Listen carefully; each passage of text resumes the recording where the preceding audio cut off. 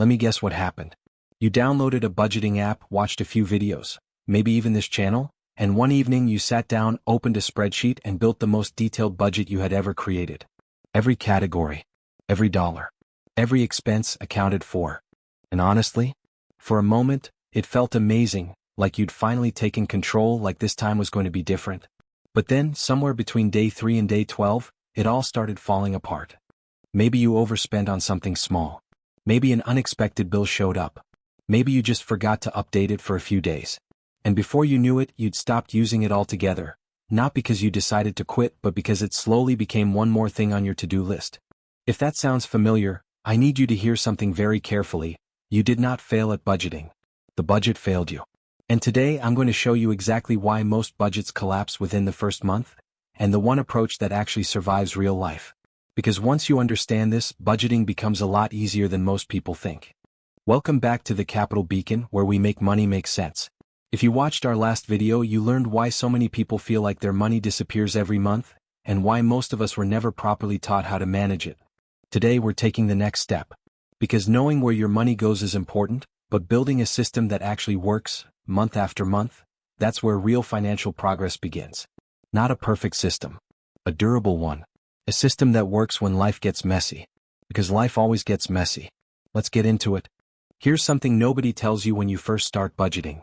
Most budgets aren't designed for real life. They're designed for a perfect version of life, one that doesn't exist. A version where your car never breaks down, your paycheck always arrives on time, you never get invited to a last-minute dinner, and your internet bill never goes up. But real life doesn't work that way. Real life is unpredictable, and that's exactly where most budgets break. Think about it, you create a budget, everything looks perfect, and then suddenly your tire goes flat. A family event comes up, your electricity bill is higher than expected, or life just gets more expensive than you planned for. Now your carefully organized budget no longer matches reality, and a lot of people immediately assume they failed. But look at it this way, if a bridge collapses the first time a truck drives across it, you don't blame the truck. You blame the design. The same thing applies here. If your budget collapses the first time life happens, the problem isn't necessarily your discipline, the problem might be the system itself. And unfortunately, most budgeting advice online has the exact same weakness. It's too rigid, too detailed, and completely unforgiving. Which brings us to another reason budgets fail, and this one catches almost everyone. Most people approach budgeting the same way they approach a diet. They go from doing nothing to trying to do everything overnight.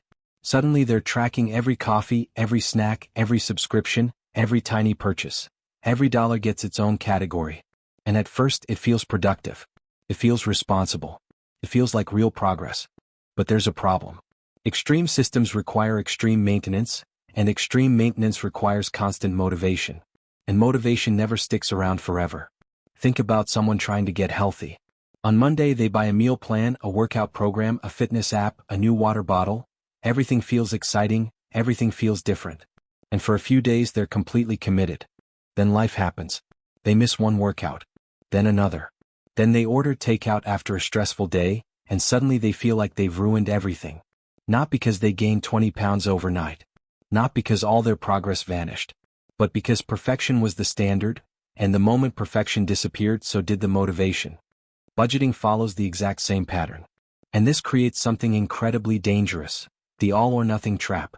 You miss one day of tracking, and instead of thinking, I'll catch up tomorrow, you think, I already messed it up. That one thought destroys more budgets than overspending ever will.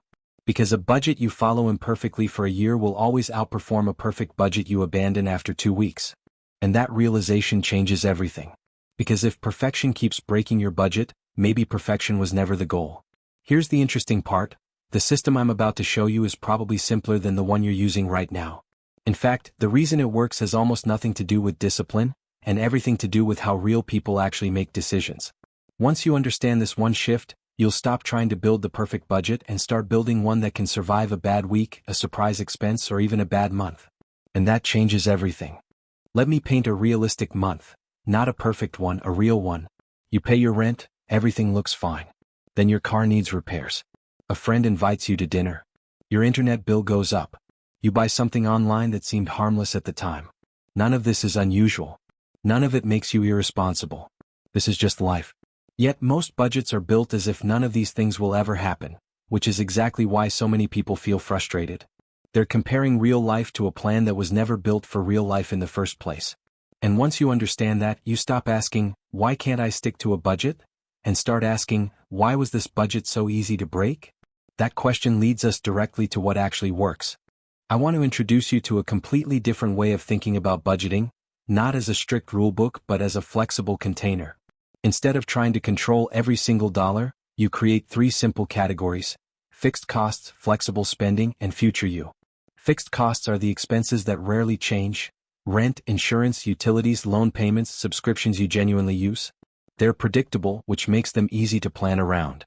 Flexible spending is everything that naturally changes: groceries, fuel, entertainment, eating out, random purchases, life's little surprises.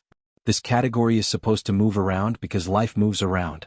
And then there's future you: savings, investments, emergency funds, extra debt payments, anything designed to improve your future. This is where the real progress happens.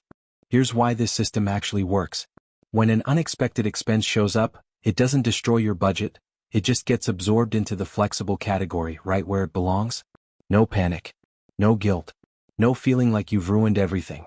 The system bends without breaking, and that flexibility is what makes it sustainable. Engineers use a similar idea when building skyscrapers in earthquake zones. The buildings aren't completely rigid, they're designed to sway slightly because flexibility creates strength. Your budget should work the same way. Rigid systems break. Flexible systems survive.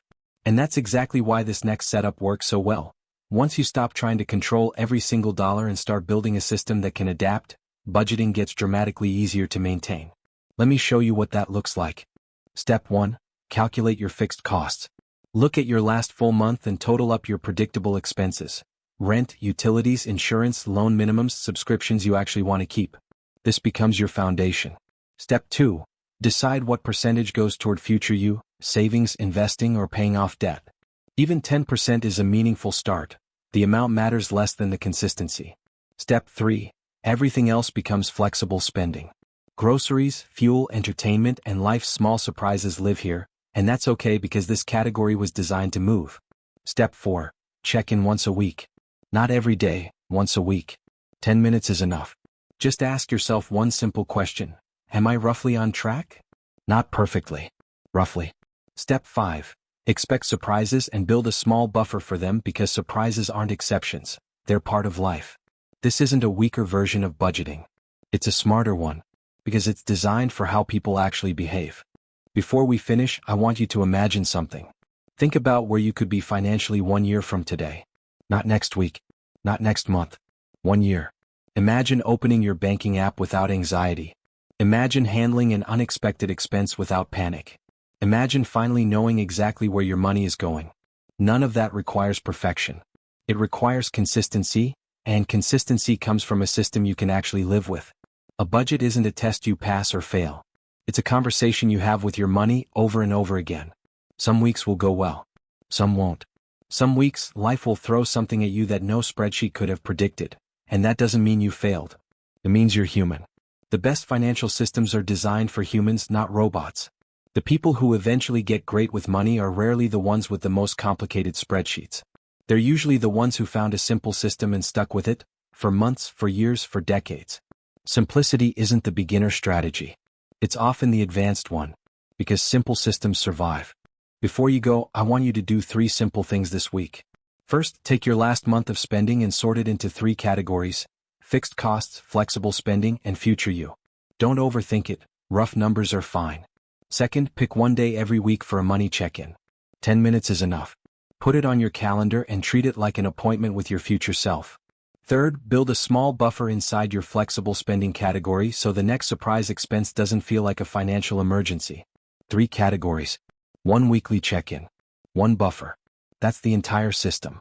If this video helped you see budgeting differently, hit subscribe and join us here at the Capital Beacon, where we simplify money so you can build real financial confidence, 1 step at a time. Now I want to hear from you. What's the biggest reason your previous budgets failed? Unexpected expenses? Forgetting to track? Or just feeling too restricted? Let me know in the comments. I read every single one and your answer might inspire a future video. Next week we're talking about something that confuses millions of people: the real difference between good debt and bad debt, and why understanding that distinction could change your financial future. You won't want to miss that one. Until then, this is the Capital Beacon. Simple money, smarter life. See you next week.